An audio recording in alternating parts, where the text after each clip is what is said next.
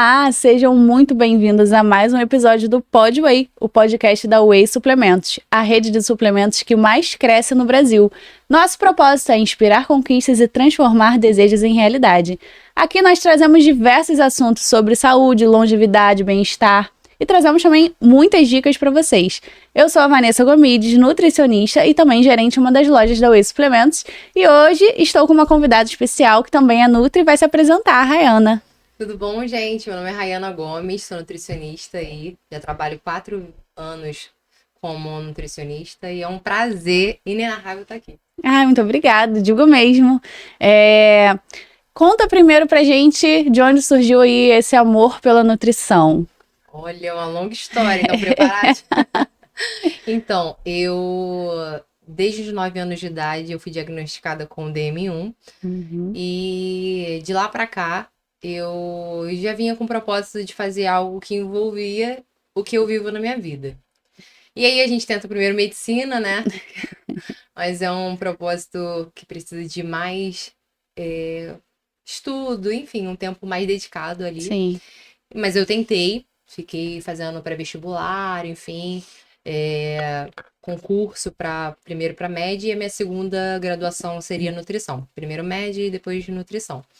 Aí a média acabou que demorou um pouco ali, eu queria entrar logo na faculdade assim de terminar o ensino médio, então eu tinha passado para nutrição, então foi assim que eu segui. Mas sou muito feliz, né, na minha área, isso não me ofusca, né, não ter seguido a parte de medicina. É um propósito que não morreu ainda, talvez faça, mas pelo que eu vivo, então assim, o amor à nutrição foi realmente da alimentação, né? Quando eu descobri a DM1 com 9 anos, eu cheguei a pesar 30 quilos. Então, assim, foi um processo bem difícil na minha vida. Teve aquele processo de não aceitação. Perdão, gente. É horário de malhar. Aquele processo de não aceitação da doença. E depois de um tempo, acabou que eu era muito nova. Então, foi um processo bem difícil. Mas a gente acaba envolvendo tudo a alimentação, porque isso interfere diretamente na nossa glicemia. Então, acabou que foi esse o meu propósito de vida, e hoje o meu foco em atendimento são a diabetes, obesidade e emagrecimento, que hipertrofia também é o propósito de mudar vidas através do que eu vivo. Então, foi assim que eu levei a carreira para a área de nutrição. Acredito que descobrir na infância tenha sido um impacto um pouco grande, né? Para crianças é um pouco mais difícil esse processo de mudança. Sim. O adulto também sofre, mas mas assim, a criança às vezes não tem um entendimento maior daquilo, né? A privação é muito ruim, muito ruim. Quando eu fui diagnosticada, a não aceitação foi de primeira. Eu fiquei um mês chorando no leito, que eu fiquei internada 45 dias. Caramba! Não foi... Porque eu fiquei com muito baixo peso, eu não tinham descoberto a doença, então eu abri a glicemia com 600, já quase tendo paradas ali do coração, enfim, porque ficou muito tempo para diagnosticar. Achavam que era anemia, devido ao meu baixo peso, então tava me dando mais vitamina com açúcar, então tava piorando tudo. Oh, meu Deus! O que já tava ruim ficou pior. Aí depois, quando foi diagnosticado, já tava muito grave, então eu fiquei internada no Fundão por 45 dias. Então nesse processo de internação foi onde eu realmente queria não estar no mundo. Então, para criança, é extremamente complicado por conta disso, de tudo, né, que envolve você ir para a escola, de você tomar insulina, de você se picar. Então, assim, eu não falo da minha doença, não falei da minha doença, a minha amiga até sabe, que tá aqui me acompanhando, que eu abri isso para público recentemente, esse ano, que eu sou diabética no meu Instagram profissional. Porque era uma coisa muito delicada para mim de falar. Primeiro, pelo julgamento, às vezes as pessoas têm muita ignorância, e isso faz com que a gente gere energia pra gente explicar, falar, às vezes quando tá tendo uma hipoglicemia. Então, assim, a gente tem uma hipoglicemia, a pessoa vê que a gente é diabética, comendo um doce, aí acabou. Meu Deus, um nutricionista, um diabético comendo doce, meu Deus. Aí você explicar, passando mal, então assim, é muito complicado. Então, eu resolvi abrir, mas com o intuito de gerar nas pessoas inclusão. né? As pessoas terem inclusão da doença. Quem passa sabe como é a situação, que é muito complicada. Então, através de mim, ter essa inclusão. Mas realmente eu abri esse ano sobre a doença. Então, para mim, é muito recente, é muito bom estar falando sobre isso. Caramba, legal também você trazer aqui um pouquinho pra gente. Sim.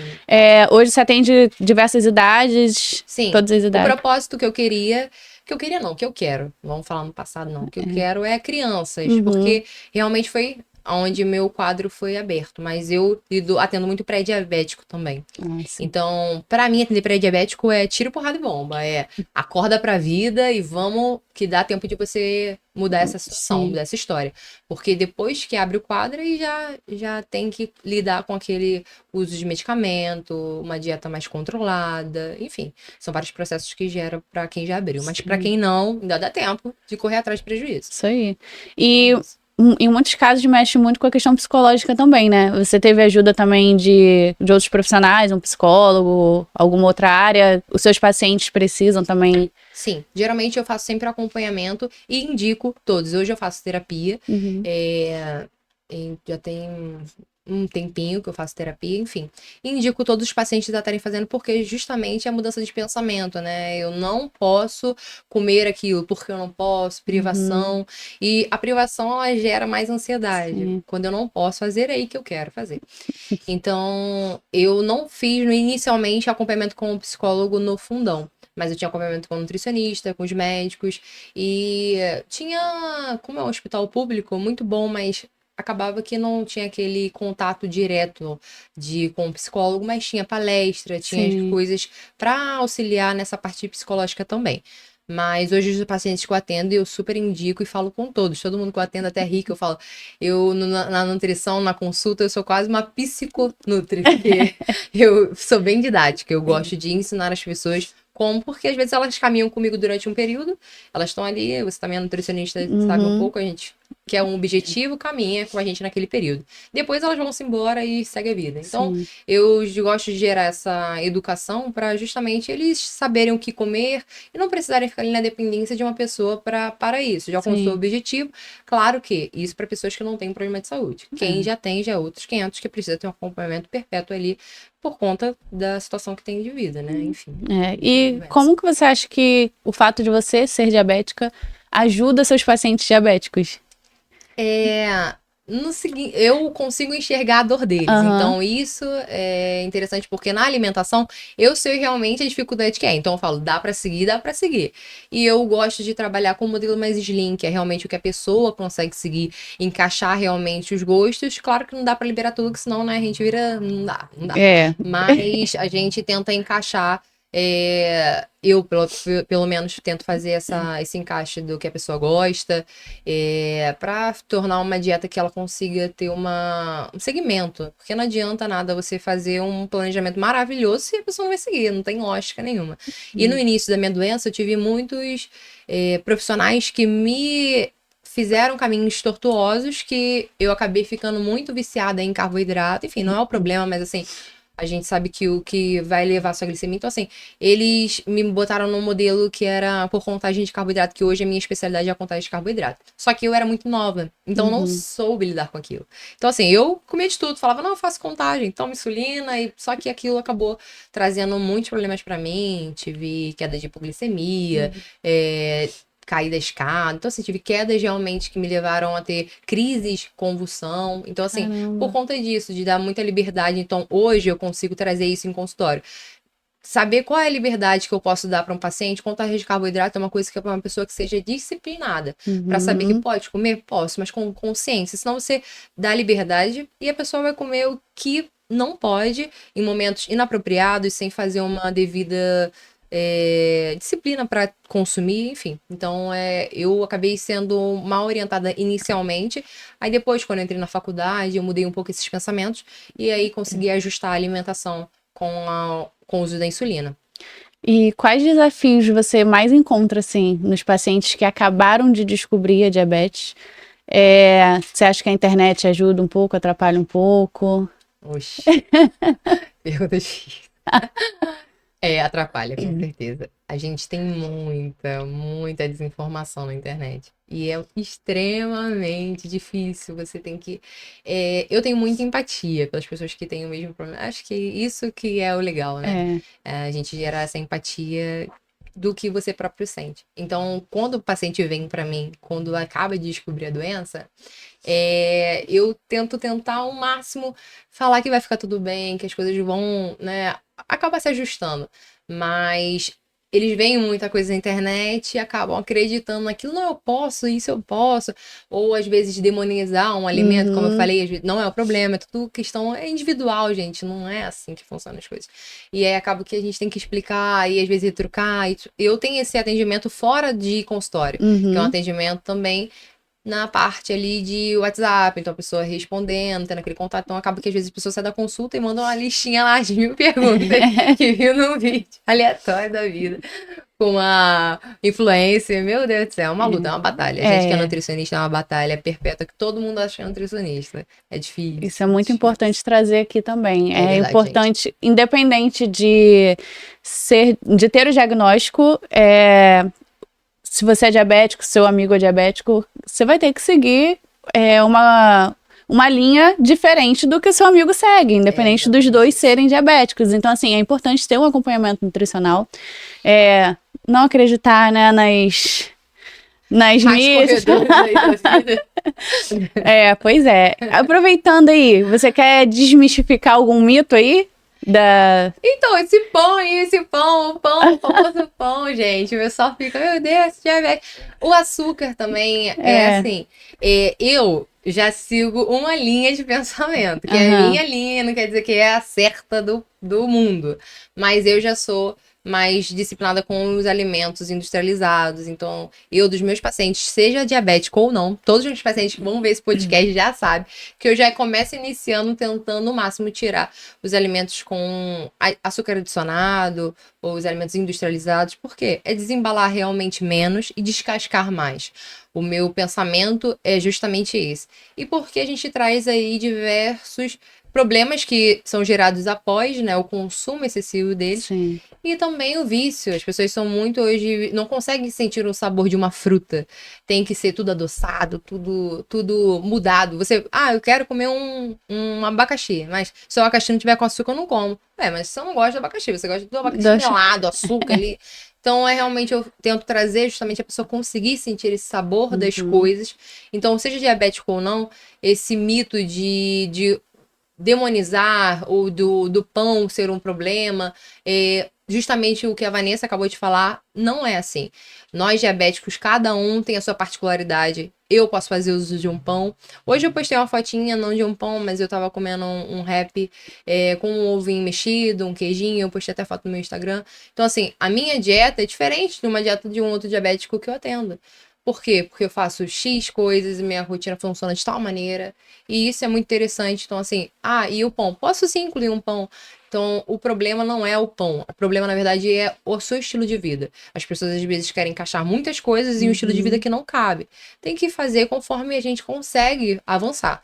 Claro que de maneira de não se estacionar, porque é o que acontece muito também. As pessoas se estacionam e acabou. E aí fica lá parado.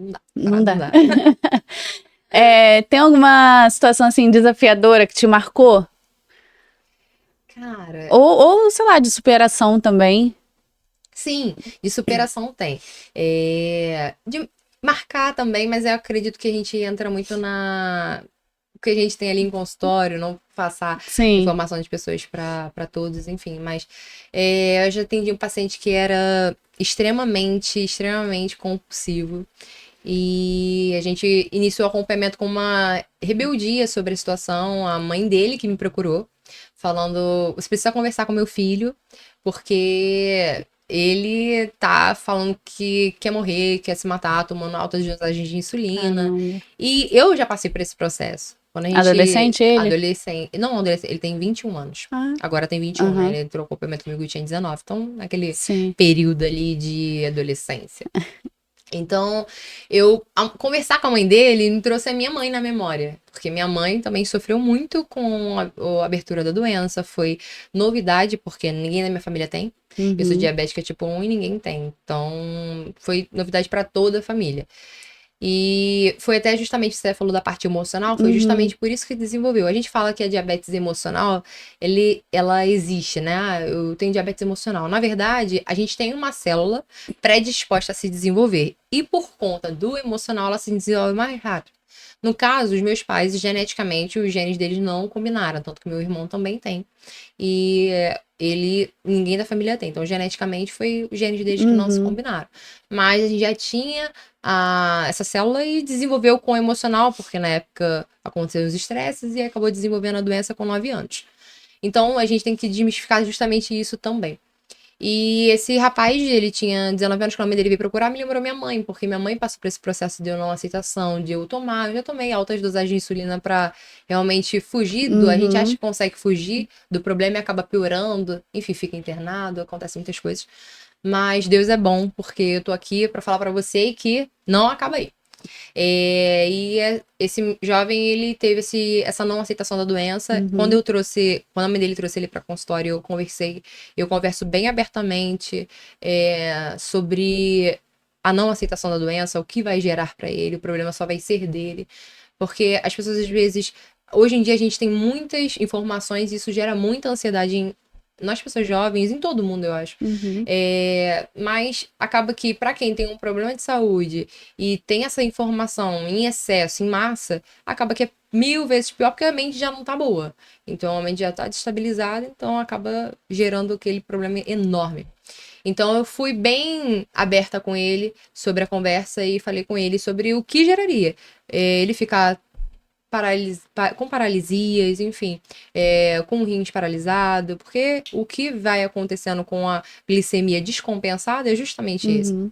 E às vezes a gente olha, todo mundo que, quando a gente fala que é diabético, olha com aquele olhar de pena, é isso que a gente não quer.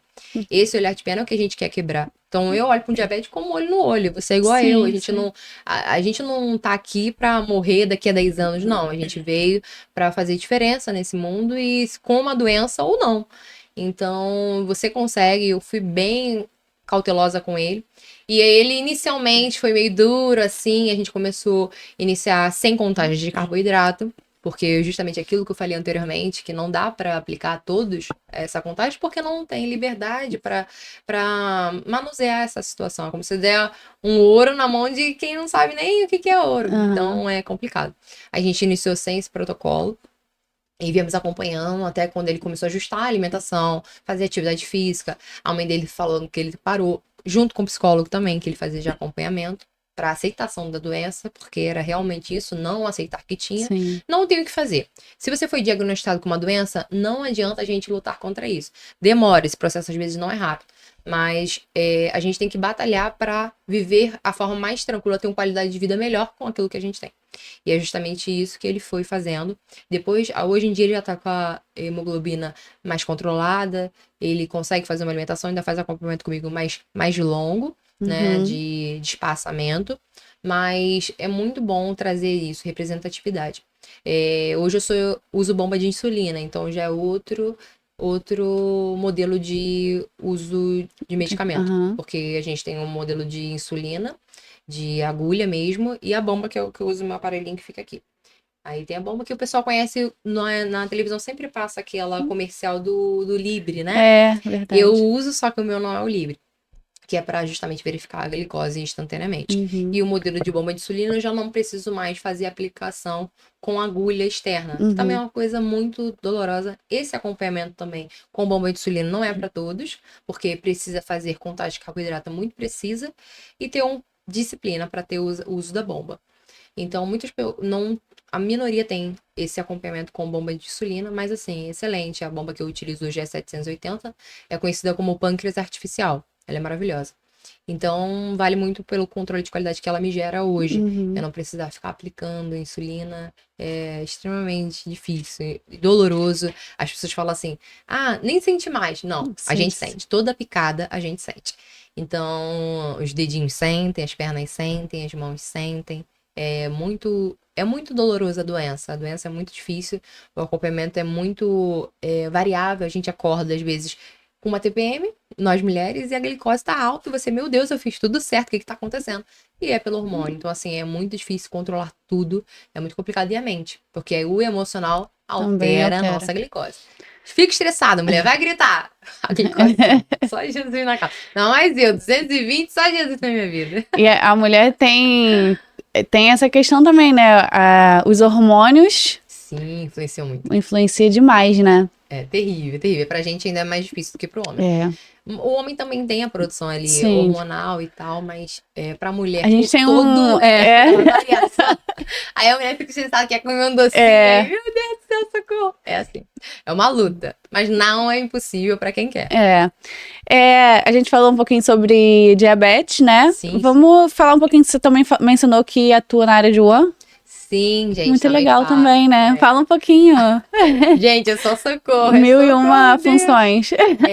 Eu, assim, eu gosto de muitas áreas, se eu pudesse. Nossa, sério, eu me A nutrição é muito extensa, né? Muita, muita, muita. Mas aí não dá, né? Não Muita dá. coisa. Eu já fiz também, trabalhei um pouco na área hospitalar. Uhum. Então, também me apaixonei.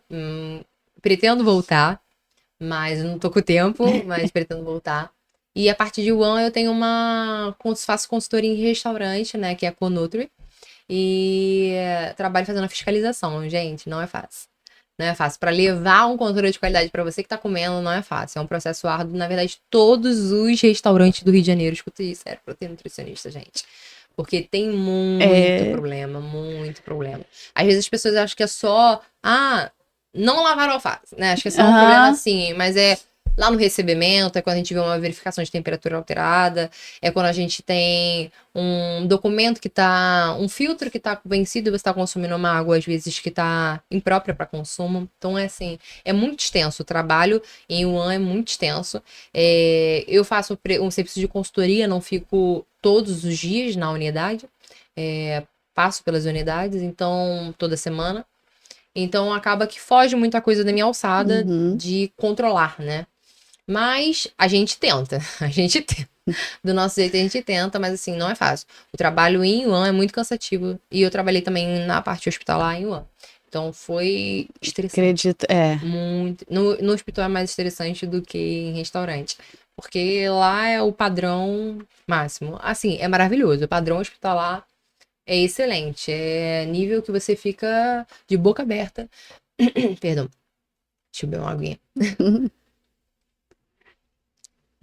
Você fica de boca aberta com a qualidade das coisas funcionam.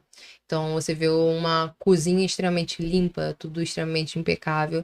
Até porque, senão, você que, perde o pescoço. Então, funciona realmente quando a gente leva isso para restaurante, porque aí teu critério aumenta a nível hard. Tanto quando eu fiquei no hospital e voltei para fazer consultoria, o que você falava pra mim que tava limpo, pra mim tava horrível. Porque você vê um padrão muito alto. Aí você tem que também ter tem que ter o meu termo. Senão você acaba falando, tá tudo ruim. Mas acaba que você eleva o seu nível com isso. E é bom também porque o restaurante, na verdade, tem que todos ser impecáveis. Isso é certo. E a gente vê muita coisa. Eu já tive muitas histórias. Já vi muita coisa. Até em restaurantes que eu não atuo mais. Eu já saí de restaurante por a dona não aceitar. Eu falar, o restaurante tá cheio de barata e a pessoa não, e tchau, você tá dispensado. E é isso. Segue o fluxo, andando em tábua, feijão com contaminação cruzada. Assim, absurdos que a gente vê em cozinha. Eu até, minhas amigas até brincam, eu falo, Renan, sair com você é extremamente estressante. Fala, gente, é porque eu fico olhando, eu fico olhando tudo, minha amiga tá rindo. É real, gente, eu fico, eu olho se a pessoa tá com touca, vejo se tem um sabão pra lavar as mãos, são coisas mínimas que fazem total diferença. Se a gente vê um exemplo pequeno, um estabelecimento, que o suporte do sabão do banheiro não tá abastecido, o que você acha? A pessoa foi no banheiro, primeiro, não lava a mão, né? Pra começar, não tem como. Se o funcionário foi no banheiro, não lava a mão. Desse funcionário que não lava a mão, vai pra cozinha. Na cozinha tem outro sabão, claro. Então, se na cozinha não lavou, então acabou. Você tá comendo ali milhões e milhões de bactérias. Aí a pessoa assim, eu não morri. Não é porque você não morreu que não vai gerar em outra pessoa que tem, igual eu, uma doença autoimune, um problema. Exatamente. Tanto que, às vezes, eu saio com alguém e em mim eu passo uma dessa. E a pessoa tá ali, livre, leve e solto, porque não tem nenhuma disfunção. Minha imunidade já é uma imunidade mais baixa, então em mim desenvolve mais rápido as coisas, infelizmente. mas é parte do processo, enfim, não tem o que fazer. E acaba que esses problemas ocorrem por conta de pessoas que têm. Então, a preocupação é justamente com pessoas idosas, crianças, pessoas às vezes têm uma doença que tá no estado mais grave e tá indo lá comer, curtir um momento, curtir um aniversário e sair dali como? Pode ser direto pro hospital ou até isso gera até morte. Já aconteceu comigo, eu sou alérgica a camarão. Eu também. E por conta da contaminação cruzada, de usarem o mesmo óleo, eu comi peixe no dia, de usarem o mesmo óleo que fritava um camarão, fritaram o meu peixe. Saí dali com fechei a glote, fui direto na emergência, já tomando medicação e tudo mais, aquele desespero, porque eu tava sem conseguir respirar. Então, assim, por conta de uma situação de usar o mesmo óleo pra fritar alguma coisa. Provavelmente a mesma tábua também, né? Eu acredito que não seja Eu também acredito que não seja só isso, mas eles falaram, não, a gente só usa o óleo. Acredito que seja a mesma tábua, a mesma faca, exatamente, né? Com certeza, porque eu trabalho em restaurante que faz comida japonesa.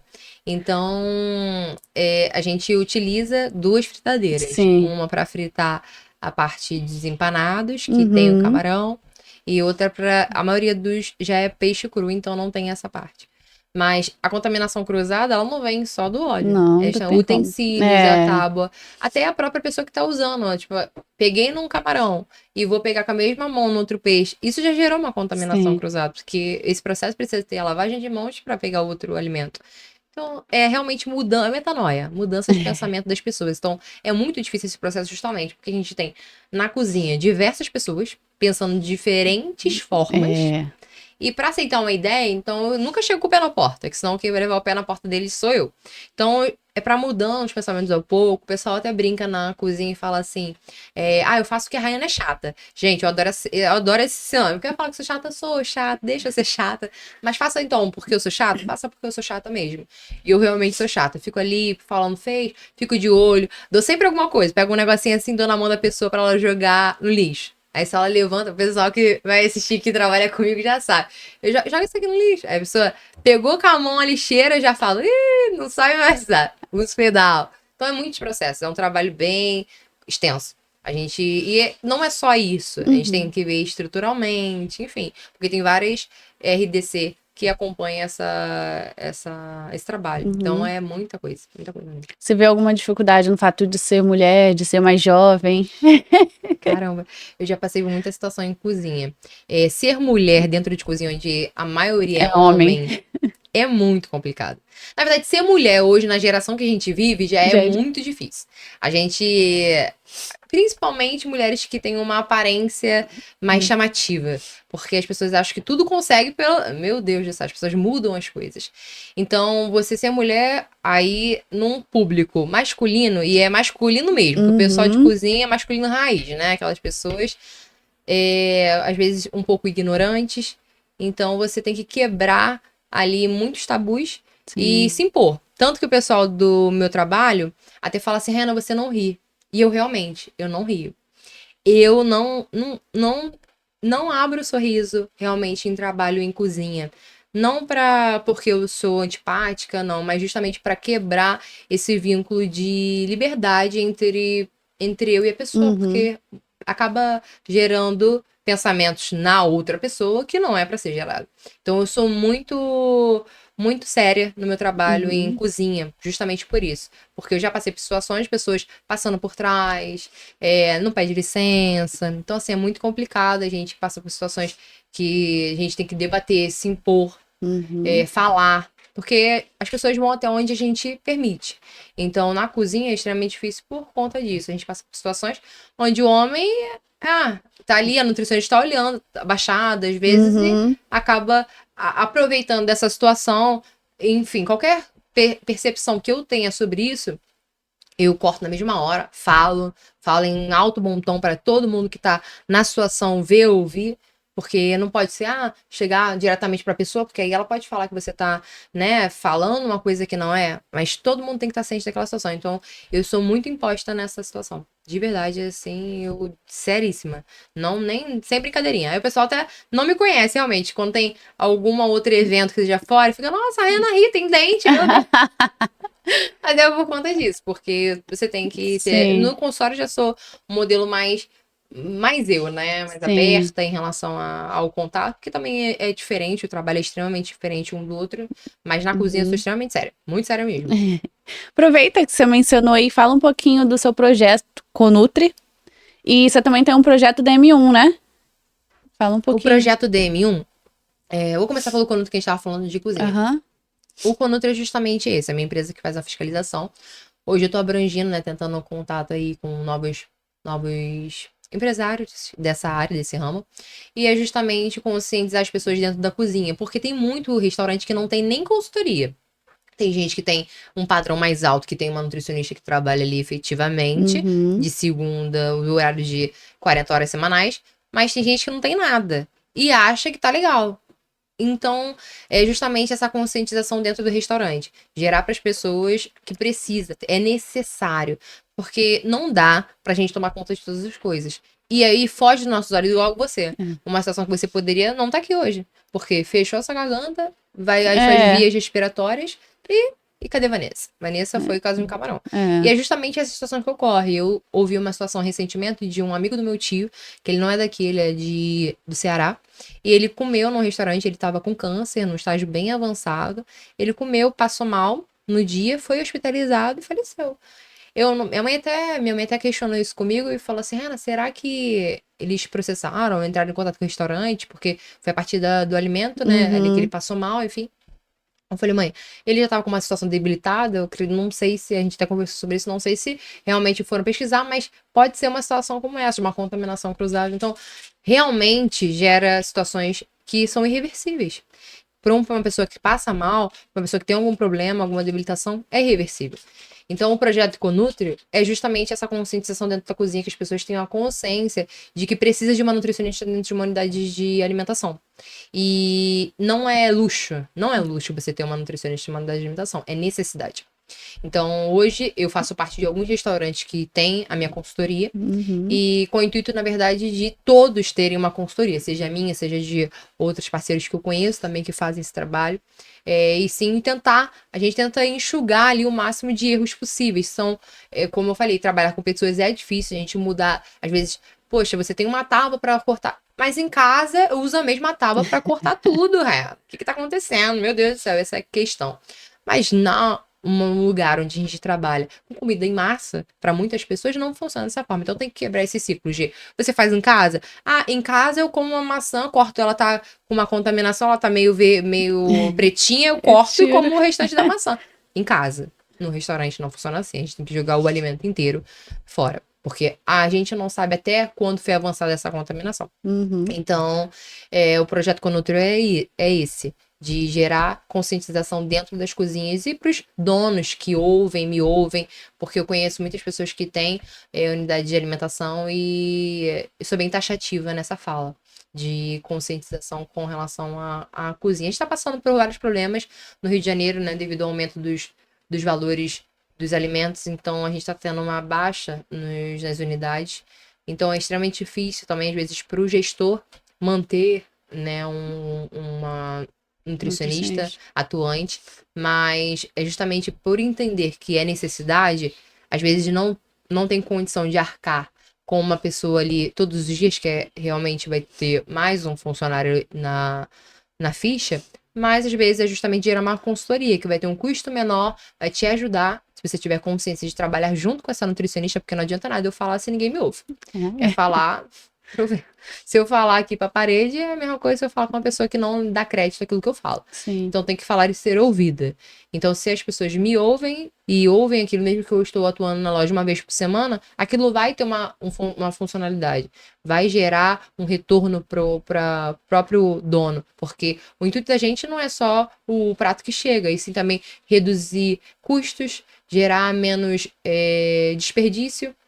Porque o desperdício, ele é uma pessoa que corta um frango e desperdiça 200 gramas dele limpando, a gente trabalha sobre isso também, que é diminuir esse desperdício, então melhora tudo, até para o próprio dono melhora essa parte de impacto na folha, que é o que eles mais querem ver. Ah, é verdade. O pessoal quer saber de cifrões. Verdade. E o projeto DM1? E o Que a gente- projeto DM1 é um projeto de contagem de carboidrato. Eu iniciei ele sim. esse ano, ele é Uhum. recente, porque foi quando eu abri a doença para todos. Foi para algumas pessoas que não me conhecem há muito tempo. Foi chocante, que não sabiam, que realmente quem sabe é minha família, amigos Uhum. próximos. Aí fala, cara, tu trabalhou comigo já em outros lugares? Nossa, eu não sabia. Porque realmente eu sempre Bem fiquei discreta, bem né? discreta sobre a situação. Então, um projeto de manhã é sobre a contagem de carboidrato, mais conscientização sobre a contagem. Porque hoje, pela rede social, pela internet, a gente tá levando isso de maneira muito sem estudo. Uhum. Então, a contagem de carboidrato, que é um projeto recente que eu tô entrando nele, é justamente para gerar para as pessoas consciência também e aprendizado. Aprender o que é contagem, saber como Uhum. contar, mas isso é para diabético. Tem pessoas que não são diabéticas que até realizam contagem, atletas, né, ou pessoas que fazem outros tipos de esporte, Uhum. mas o meu projeto é para diabético DM1, que tem até atores famosos aí que já abriram também para a sociedade que são. Então é interessante para eles, para todos que quiserem também Sim. se interessar. Você mencionou também sobre a sua fé, que tem um papel muito importante na sua vida. Sim. Como você acha que se impacta nos seus atendimentos, na sua vida profissional também? Gente, eu sou uma mulher de fé. E como eu falei pra você, desde os 9 anos de idade eu fui diagnosticada com diabetes. E eu passei por muitas situações que foi a fé que me manteve ali viva. Uhum. Então, Deus pra mim, eu sou cristã, Deus pra mim é meu tudo, assim, é meu chão. Quando a gente acha que não tem ninguém ali por nós, Deus está lá. Então, mesmo que você não tenha um pai ou uma mãe ali do seu lado para te apoiar, um amigo, um namorado, um marido, Deus sempre vai estar ali para te ajudar. Então, eu passei por convulsão, eu caí da escada, rachei a cabeça, rachei o Caramba. crânio. Eu tenho muita história para contar. Então, Deus me tirou dessas situações justamente Uhum. para eu gerar nas pessoas o que eu quero gerar hoje. Então, o que impacta da minha fé é justamente mostrar para a pessoa que há um amanhã. O hoje, ele pode estar horrível, mas o amanhã ele vai estar ali. Então, assim como Deus mudou a minha história, tem mudado, na verdade, porque é um trabalho, né? A gente às vezes enquadra numa. A gente vê um podcast, a gente vê uma rede social, a gente acha que a vida de todos são perfeita. Mas não é, a gente passa por muito problema. Eu tava até conversando com a minha amiga vindo a caminho, por conta de um estresse na minha vida pessoal. Minha glicose estava descompensada essa semana.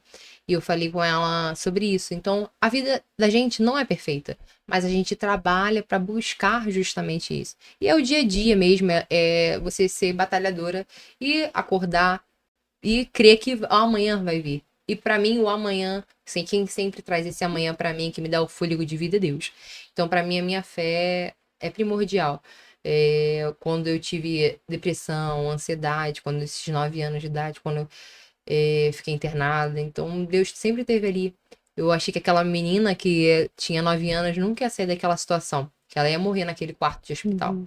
Mas ela não morreu porque Deus permitiu, né, vida. Então, quem não tem fé é uma pessoa morta.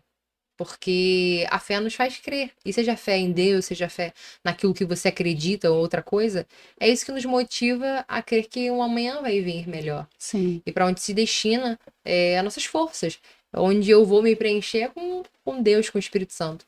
Então, a minha fé, nossa, é emocionante de falar. Para mim, Deus é realmente meu melhor amigo. Ai, que lindo. É. E você acha que isso te ajuda a ter mais empatia dentro do consultório? Sim. Hoje em dia, eu tenho até postado todos os dias um devocional Uhum. de manhã para o pessoal ler, meus pacientes. Porque eu. A gente acaba cuidando da parte de saúde alimentar, na parte da alimentação, e a gente tem que fazer um acompanhamento multidisciplinar. Então, cuidar da mente, do corpo e do espírito. Então, hoje em dia, eu trago muito isso no Instagram, de a pessoa fazer um acompanhamento. Então, todo dia eu posto meu devocional, hoje eu já postei, pra pessoa ler, cuidar um pouco do espírito, cuidar do corpo ali que eu tô em cima, e o acompanhamento com a mente é justamente esse conjunto. Então, no consultório, eu consigo humanizar mais o meu atendimento. Quando a gente é atendido em hospital, quem é atendido em hospital pelo SUS, sabe como que é. Não há empatia. Não tô falando de todos, né? A gente não pode ser genérico ali de falar que nenhum há, porque eu fui atendida por um médico que sou super fã, que é o Dr. Jorge, que, nossa, ele me abraçava, me chamava de minha borboletinha, eu tinha 9 anos, era a borboletinha dele. Então, assim, foi um médico que trouxe essa empatia pra mim, mas eu já tive outros atendimentos, que não... você é só um número, realmente. Você é só mais um ali na fila. É isso aqui que você precisa tomar, essa insulina, você faz essa contagem e acabou. E aí, como que você lidar com isso? É muito difícil. Então, assim, eu tento ser o mais empática possível. A pessoa saber que eu tô ali. Eu tô me preocupando com você. E é realmente isso que eu faço. Eu me preocupo com aquele caso, me preocupo com aquela pessoa. Às vezes as pessoas vêm pra mim com uma busca estética. Quero emagrecer.